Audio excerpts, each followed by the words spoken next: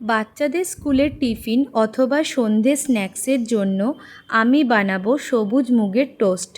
এর জন্যে আমি আগের দিন রাতে সবুজ মুগ ভিজিয়ে রেখেছিলাম।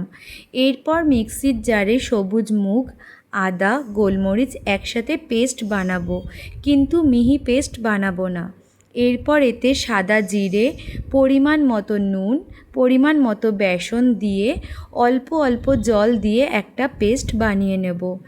এরপর এতে ভাজা বাদামের গুঁড়ো মিশিয়ে দেব। তাওয়াতে ঘি গরম করে এতে পাউরুটির চৌকো আকারে পেস্টটা দিয়ে দুদিকে ভালোভাবে শ্যালো ফ্রাই করে নেব।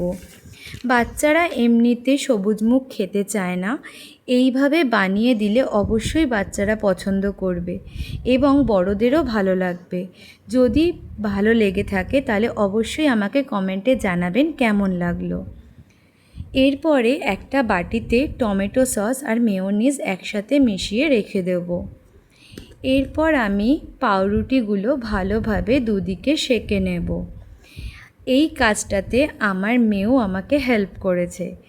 তাকে সকালে ঘুম থেকে ওঠানো খুবই কষ্টকর, তাই আমি তাকে বললাম যে চলে এসো, তুমি তোমার টিফিনটা বানাবে তো সে চটজলদি আমার সাথে এসে রাজি হয়ে গেল টিফিন বানাতে এবং সসগুলো ওই লাগালো পাউরুটির উপর।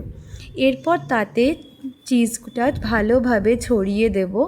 এরপর মুগ ফ্রাইটা ওর উপরে দিয়ে ভালোভাবে চেপে দুদিকে সেঁকে নেব। রেডি হয়ে গেল সবুজ মুগের টোস্ট। আপনারা আপনাদের পছন্দ মতন সাইজে কেটে নেবেন এবং বাচ্চাদেরকে দেবেন, বাচ্চারা ভীষণ পছন্দ করবে।